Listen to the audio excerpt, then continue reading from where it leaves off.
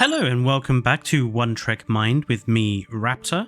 And me, Michael. And today we're going to do a quick review of the next episode of Star Trek Discovery Season 5, taking place entirely on Trill. An interesting episode with sort of 4 ongoing story arcs.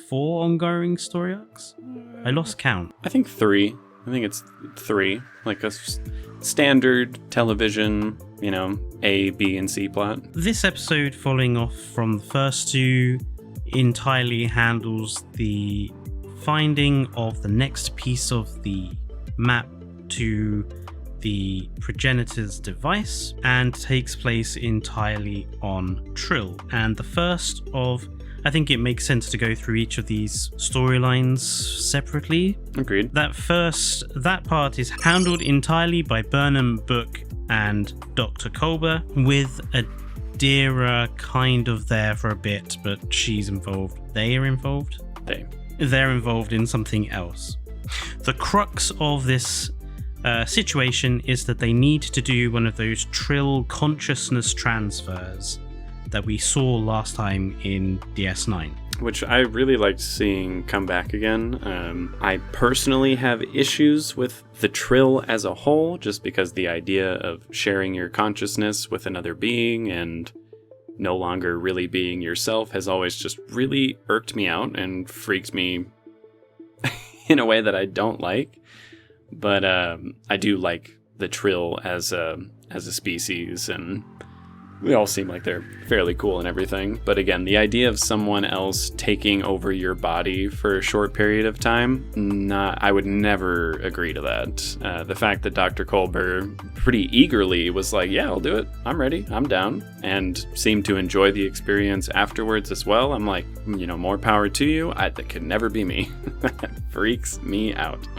Freaked me out in DS9 too, and led to some nearly disastrous consequences in that case. Here, much less so. Well, you say much less so, but almost disastrous. Yeah, but again, it wasn't because of the consciousness transfer that was the case. It was more the situation as a whole is just rather dangerous. It turns out that one of the previous hosts... No, oh God, I hate trills. It turns out that one of the previous hosts that this particular symbiote was joined with 800 years ago was part of a group of scientists working for the Federation during the Dominion War and looking into the progenitors technology, and that's how he knows about it. And he knows the location of the piece of the map that they're looking for, and the whole thing is basically kind of a test. They give Burnham and the crew a bit of a riddle at the very start before they're even allowed to meet the current host of this particular symbiote. And then, he kind of puts them through a few tests, doesn't? I mean, it's majorly just the 2. They had to solve the riddle, which, for the life of me, I don't see why that would make a difference. Knowing, if you don't finish the riddle, you're gonna go to Beta Z, but we figured it out, so we're here. I'm like, I don't really see why that would make a difference as to making them worthy of meeting them personally, but, whatever. It's perhaps just a test of intelligence, are you smart enough to figure out that we wanted you to go to Beta Z, but the real place you need to go is here? And then, towards the end, when he kind of tricks them into potentially having an aggressive confrontation, but expects them to, connect and find a pacifist way through the problem, and shows them that they're worthy of the information. It's pretty much just those 2 tests, I believe. On the way to the location where he has hidden this part of the map for 800 years, which is apparently in some rocky valley nearby, which we have our own problems with. I think we agree on that. It turns out that the group of scientists that he was part of during the Dominion War decided to hide and lie about their discovery to Starfleet because they were concerned the technology would be used for the wrong purposes during wartime. Which I think they're very justified in, considering Starfleet did in fact genophage an entire race in order to win that war. So I'm like, I think they probably made the right call there, not telling anyone about this tech during such a volatile time in history. I did appreciate that they took the time to explain that as well, where he very clearly states, or Michael very clearly asks, why didn't you hand this over to the Federation? That seems like a good idea. And the very appropriate response of, well, we were in the Dominion War and it was not a good idea. So I think that was, I enjoyed that they explained that. This is the part of the episode that has the action segment in, where Book and Burnham are attacked by these giant... They kind of look like moths, like a species of hawk moth. They look like a June bug to me.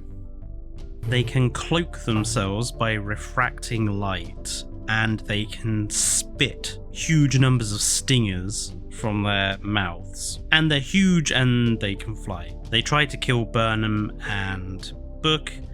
Booker initially cannot use his connection power thing to stop it. Eventually it is discovered that they are protecting a nest of young, and Burnham figures out that if they appear less threatening by putting their phasers away, Booker will be able to connect to them and talk to them and tell them that they aren't a threat and they can escape, which is what happens. That's exactly what the symbiote wanted them to do to get the piece of the map, because he's had it all along, essentially. And it just happens to be behind this stone in the middle of nowhere that he just happens to know.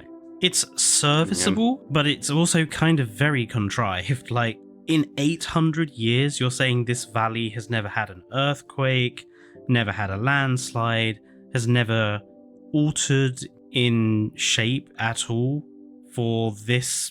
It doesn't even look like it's particularly well hidden. It's literally, he moves one stone and it just happens to be there.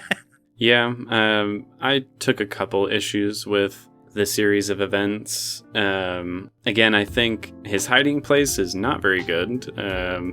Yes, there's the red herring with the symbol in a different location to kind of get people to go away, but I feel like you'd be able to find that map piece with a scanner fairly easily. Just start scanning the area and you're like, oh, it's right there. It's not hidden underground or in any kind of contraption. It's literally just under a couple rocks, which is a little unsafe. It didn't seem like the best idea. And I also take some issue with the showing yourself to be less aggressive to the animals, because, again, for one, an animal's not going to know what a phaser is, so I don't see how putting it away is going to make them suddenly realize, like, oh, this person's not attacking me. And I guess you could make an argument that these creatures are very intelligent, but I mean, clearly not intelligent enough to know that they weren't threatening them in the first place. Again, when it shows up for the first time, they don't have their phasers drawn and clearly is being aggressive towards them. And then they pull out their phasers and then it starts like really attacking them. So I just didn't really buy that. And I think it's a very complicated way to prove yourself. Like, okay, you're being attacked by vicious creatures. The only way I'm going to give you this piece is if you prove to me that you won't defend yourself against something that is trying to kill you. Like, it seems like this shouldn't work. And again, if Book was not there to communicate with them like via telepathy, it still wouldn't have worked. So you have to have Booker or anyone from his species, or maybe like Deanna Troi or something, in order to actually communicate with these animals so that they know you're not going to attack them. It just seems too convoluted of a way for anyone to be able to do it correctly, unless like the writers tell you to, essentially. I just found it to be a bit too convoluted.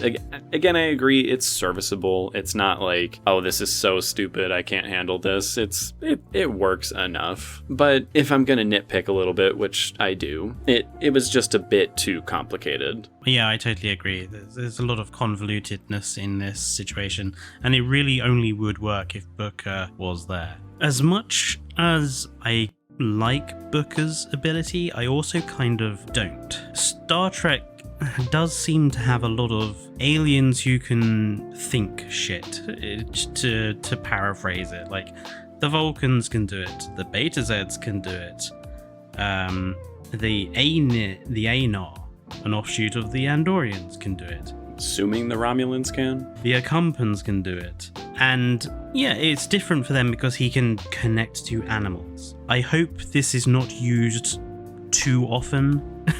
Like, I would be happy if this is the only time he does it in this season. I will be a little disappointed if we keep having to use this.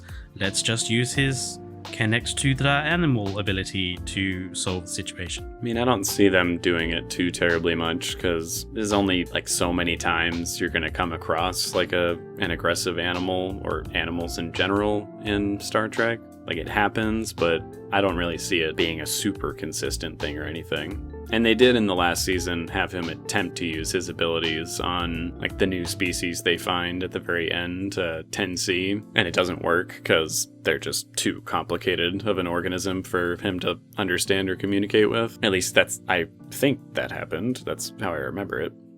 So I don't think it's going to become like a super common like crutch for them to use or anything. So let's move away from then discovering the next part of the map and look at the another of the sort of ongoing big arcs of this episode, which was now Commander Rayner, who Michael already has a bone to grind since we're also watching the reboot of Battlestar Galactica at the moment. 100%. I hate him. Can't unsee his face from Battlestar Galactica. I'm like, you are such an evil, horrible person. I know he's not the same character, I know, but he's even a douche here. I don't like him. Rayner is definitely, he reminds me of Captain Jellicoe from that one TNG episode where Jellicoe takes over the Enterprise. And Jellicoe is a very stern, very gruff, the crew is my crew, they're not my friends, all they have to do is obey my orders. I don't need to know anything about them or their lives. We're not friends here. They have to obey my orders, so lump it. They gotta stick up their ass. Yeah, they have a different style of command. They have a tree trunk up their ass because the Jesus Christ. Like, be a person, for fuck's sake. I would say that even though I understand what they're trying to do with Rayner and how they're presenting him, I would say that they take it almost too far, and he can't, like, there's a line between professional distance from your crew and being a jerk. Yeah. Burnham basically orders him to stay behind and conduct interviews with the crew to get to know them, basically so that the crew can not necessarily respect him or the orders he gives, but to basically put them at ease, because obviously, as far as the crew knows, this guy has just been an asshole. I understand what Burnham is trying to do here to sort that situation out. Rayner seems to take it personally and decides his best efforts at this is to give every member of the crew 20 seconds. 20 words. 20 words, sorry, yes, to tell them something about them that isn't in their personnel file. Which I really fucking hate, because that just strikes me as all those shitty interview questions that you always have to go through that are completely pointless and worthless and mean fuck all, but you still have to answer them. Like, once I was asked what type of biscuit I would be if I was a biscuit. Like, what the fuck does that tell you about the job I'm applying to? But that's a completely different point. I mean, he doesn't even let them talk. Like, he literally cuts them off over and over again. He's like, all right, I've heard enough. You can leave.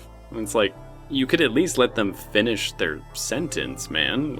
Like, again, that is where you go from professional distance to you're just being a dick. Because, like, professional distance, sure.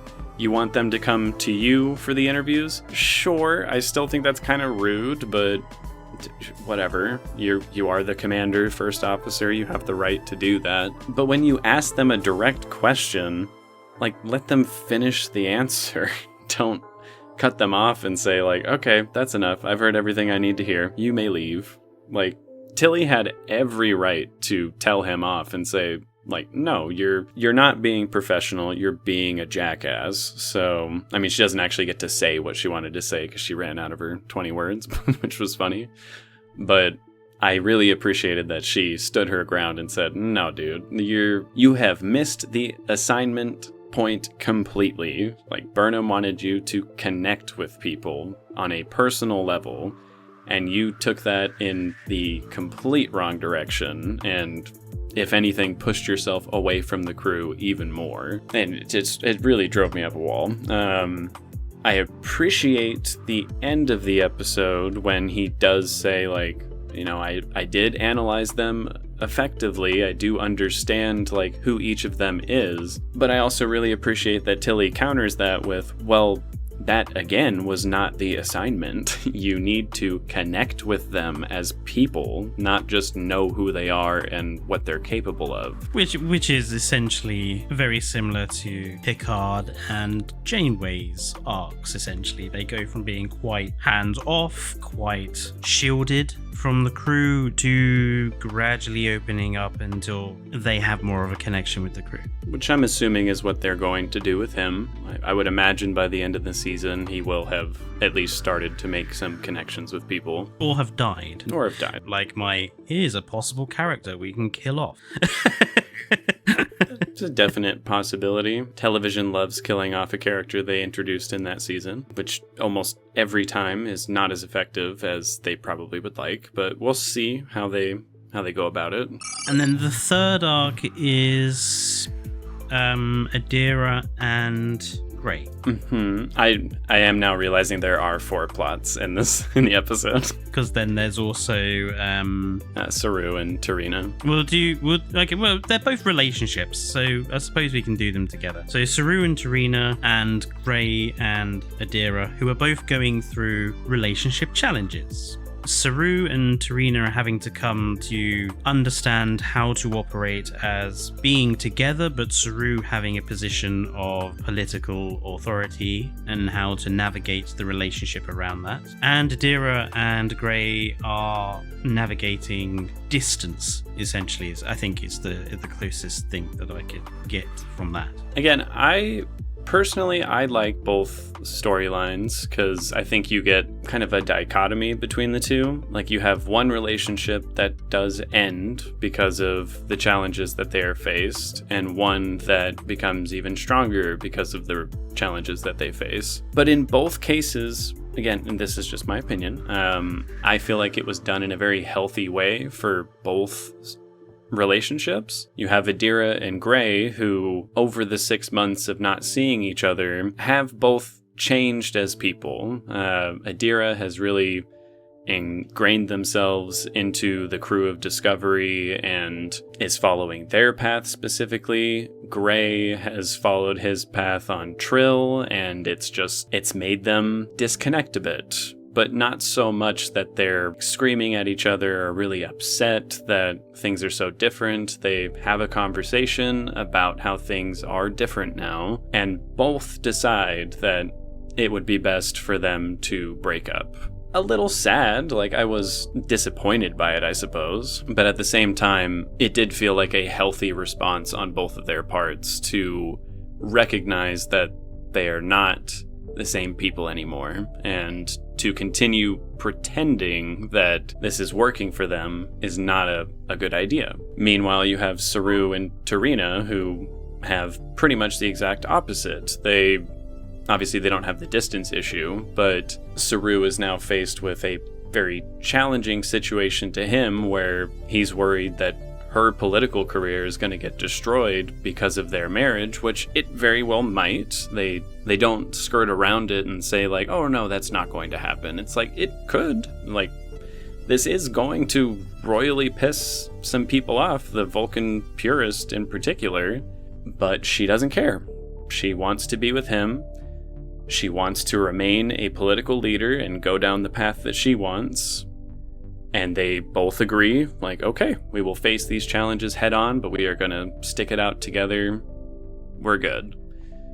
So again, you get two very different outcomes, but I do think both were handled in a healthy way. Yeah, I would agree. I think both were handled in a healthy way. I think it's interesting that they mention the Vulcan purists. I think we might have more of them showing up and being a potential problem. I know that this was something that the J.j.Abrams films introduced, this kind of... Well, it's not kind of, it's Vulcan racism. This Vulcan superiority complex. I would say Enterprise introduced it. Oh yeah, well, I mean, I suppose it was present in Enterprise, but also in the Jar Jar films, and now here, this Vulcan racism about marrying outside of your species. I'm just never 100% sure it sort of fits with the Vulcans being these very logical, very calm individuals. Racism doesn't seem to be the sort of thing I would consider logical. I would agree, actually. But I suppose the Vulcans do always say, we follow logic, not emotion. But I feel like we've had so many examples of that not being the case, like all the way back to the original series, that sort of fits. It's like, yeah, you say you only follow logic, but you guys clearly have stronger emotions than other species and do act on them fairly often. I mean, even in DS9, Sisko has his, baseball game against that Vulcan who clearly was just an asshole. Like, he thought he was so much better than other humans, so he's like, well, I'm gonna really stick it to him. So I'm like, it's not like an entirely new concept, and I think it still somewhat fits, but it does take a little bit of mental gymnastics to make it work. I think it's just the fact that they've made it so much more apparent in more recent Trek. Because again, like, you had an example of that in DS9, but it's not like you had whole factions of Vulcans who felt that way, or at least it was never mentioned. Here, since Enterprise, the J.j. Abrams films, and most of the new modern Trek, now they've really established, like, there's a lot of Vulcans who feel this way. They're almost a majority, depending on what time period you're in. Here it's not a majority, it doesn't seem, but clearly the Vulcan purists are a very large faction of them, and they all are quite xenophobic and racist, so in some ways I think it's pushing it, and in some ways I can accept it, so, like, it doesn't kill it for me or anything, but it does require me to like, think and justify it without just fully accepting it. I mean, I'm pretty sure her assistant is a Romulan anyway. He gives me Romulan vibes. He's always lurking. He was super calm and everything. He had a very monotone voice.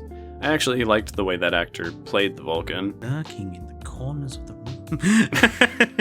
He was giving an awful lot of shady looks throughout the episode. Like, they make it pretty clear from the moment you meet him, you're like, oh, this dude's... If he's not bad news, he's at least not, like, a great dude. And to be fair, he didn't seem, like, cruel about it or anything. He posed some fairly logical points of, like, hey, this is gonna potentially ruin her career, and she's not listening to me, so I'm coming to you to appeal to your sense of logic as well. But I didn't like him. I was like, you can take your opinion and shove it up your ass. Get out of my face. This is the cutest couple on this entire show. When it comes to Adira and Gray, I kind of disagree. It was handled in a very mature way. I do agree with you there.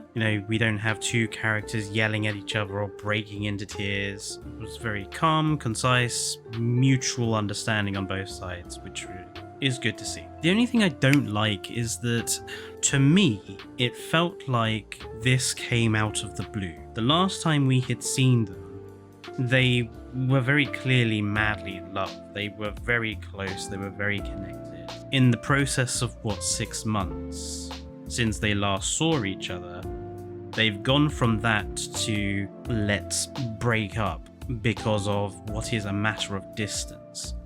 Which for me, I think it's very much in that cliche of long distance relationships don't work, which I think is a terrible cliche, first of all. Because I think if you're in love with somebody, that is more important than any distance. And secondly, we've seen long distance relationships and far greater relationship challenges handled in Star Trek before.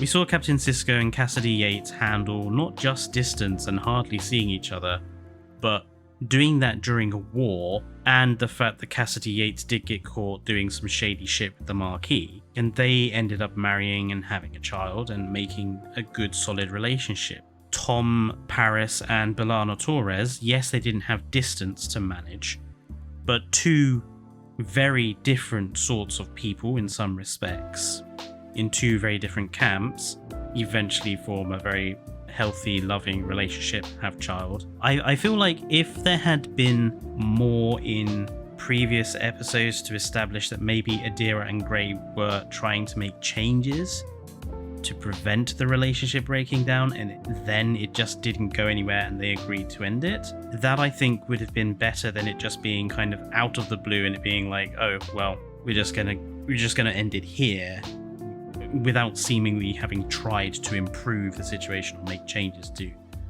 help. I feel like they just ended it without coming up with any ideas of possibly how to solve the situation. I do somewhat agree with that, because even in the moment, Adira is like, well, maybe I can take more leave, or I can do this or that, and Gray is very much like, no, you want to do that, I want to do this, so let's be honest with ourselves. Which, again, I still think is healthy, but I do agree they could have done more to try and make it work, or at least have shown in earlier episodes that they were trying to do different things and it just still wasn't working. Because I do think they set it up, because even when they separated in, I don't remember if it was season 4 or 3 actually, I'm assuming season 4, Gray does make the comment like, is the distance gonna be a problem? Aren't you like scared about that? And Adira does say, yes I am, but you're worth it. In the past 2 episodes of this season, Adira has clearly stated,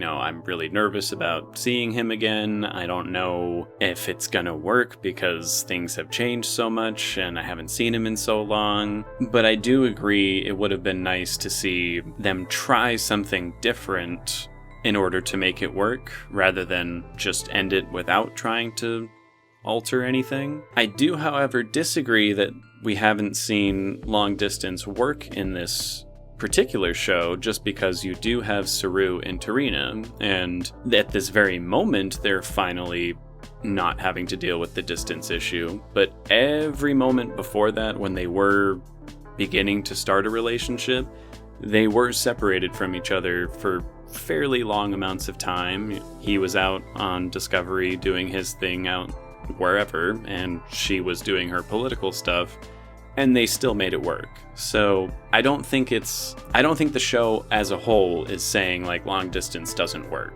but I can see how that can come across when your main like long distance only relationship is ended so abruptly. So I do see both sides to it, but again, I still feel like it was a healthy thing, and I think ultimately what they were trying to say there was, it's not the distance that is the problem here, it's that, Gray has changed as a person because he's been on Trill going on his own journey, and Adira has changed as a person because they have been on their own journey. And that is why they can't come back together again. But I can see how that message is muddied up a bit with the emphasis on the distance part of it. So I can see how it would not translate or read well for a lot of people. But yeah, so they're the big 3 arcs that this episode takes over. And then at the end of the episode, we learn that the next piece is in Zenkethi space. The Zenkethi are a race which the Federation did have a war with at one point, so maybe this is going to be the first on-screen proper appearance of the Zenkethi, which would be fun. Have they ever described the Zenkethi? Like, do we know any general idea of what they're supposed to look like? Monsters.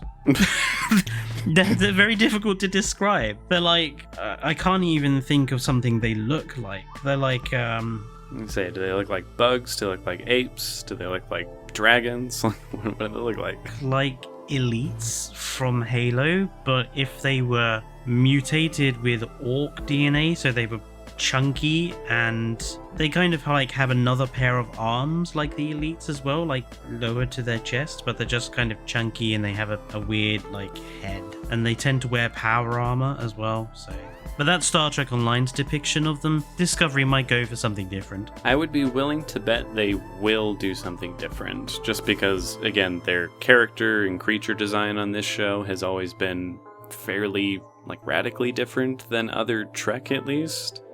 Like, even though it was just for a split moment, you do see a Ferengi in this episode, giving Tilly some Slug-a-Cola.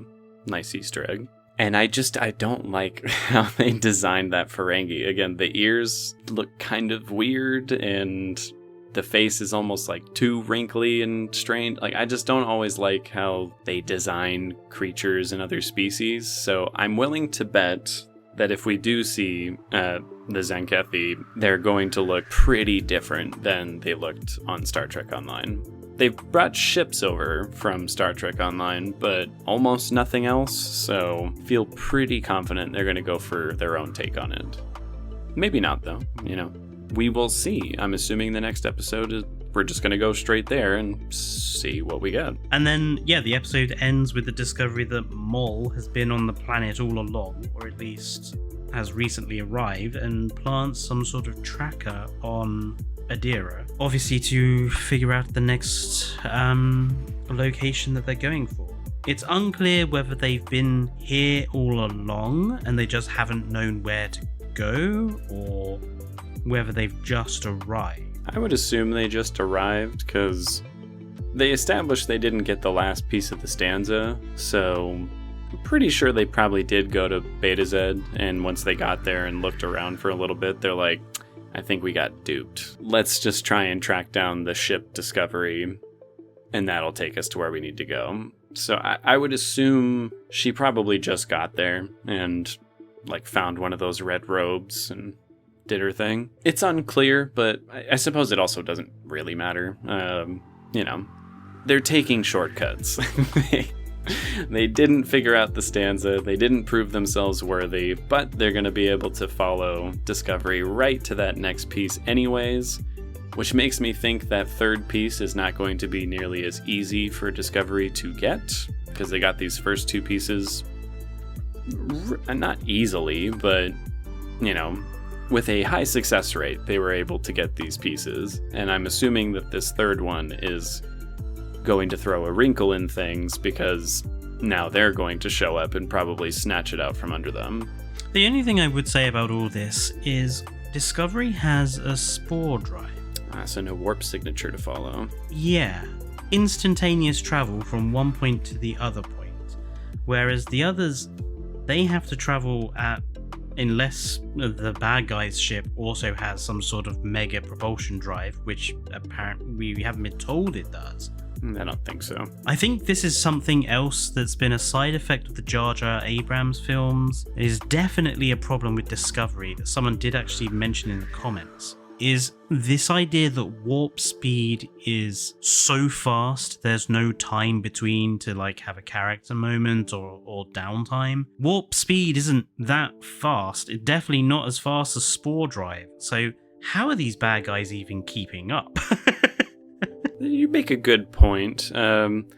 Again, I wouldn't even say that's specifically a Discovery problem, but more just a lot of modern TV will do that a lot. Game of Thrones had that same issue in its last couple seasons, where all of a sudden travel time between thousands of miles is done with the switch of a scene, whereas before it clearly took people a long amount of time to actually make those journeys. Because I want to say getting from one side of a quadrant to another would have to take at least a couple days. If the warp field hasn't been recalibrated, if the warp speed levels haven't been recalibrated, I mean, maybe warp is faster than it used to be, but, you know, if Discovery knows where they're going and they can just spore drive there straight away, it's still a lot faster than anything warp can get you. Unless, you know, Discovery fucks up and gets a map location wrong at some point. I mean, maybe that will be one of the Maybe that'll be a plot point where the villains somehow disable their spore drive because they're like, we're always one step behind because they have this stupid spore drive, so let's take that out of commission and force them to go at warp, and then it'll be a more even playing field. I can see that happening. I know in the trailer there's at least one shot of Discovery at warp, so I would assume at least at some point in the season they're going to have trouble with their spore drive, and I think it would make sense if Maul and Locke, now that they have the tracker on Adira, are able to sneak aboard and mess with it. Anything else you want to do? Just say. Nothing much else, just my general thoughts on the episode were it was okay. It was pretty good. Like, it was not my favorite episode. I didn't think it was bad either. Had a couple criticisms here or there, but overall there were a lot of good character moments, and the action scene wasn't too over the top, which I appreciated. And in general, I still appreciate the pace that we're going at. We're not wasting, like 3 whole episodes trying to get one piece of the map. It's been, second episode we got the first piece. Third episode, we get the second piece. Next episode, I'm assuming the bad guys are going to get the third piece. Like, we're moving on at a pretty brisk pace. But I wouldn't say anything in this episode wowed me or anything. It was just a serviceable, pretty good episode. Yeah, I would agree with that. It's a serviceable episode that potentially sort of wraps up Adira and Gray's arc that they had started back in season 3. So, yeah, a pretty okay episode. I don't think it's as strong as the previous 2, but there was definitely less in it that pissed me off. Yeah, I didn't see anyone crash a ship. Crash landing starships into the ground. But yeah, let us know in the comments if you've seen the next episode of Star Trek Discovery, what you made of it, and any comments you might have. Naturally, we'll be back next week with the next episode of Discovery, so if you want to see and hear what we think of that, then please do subscribe and give the video a like, because it helps our little channel grow. But until next time, it's goodbye from me. And goodbye from me.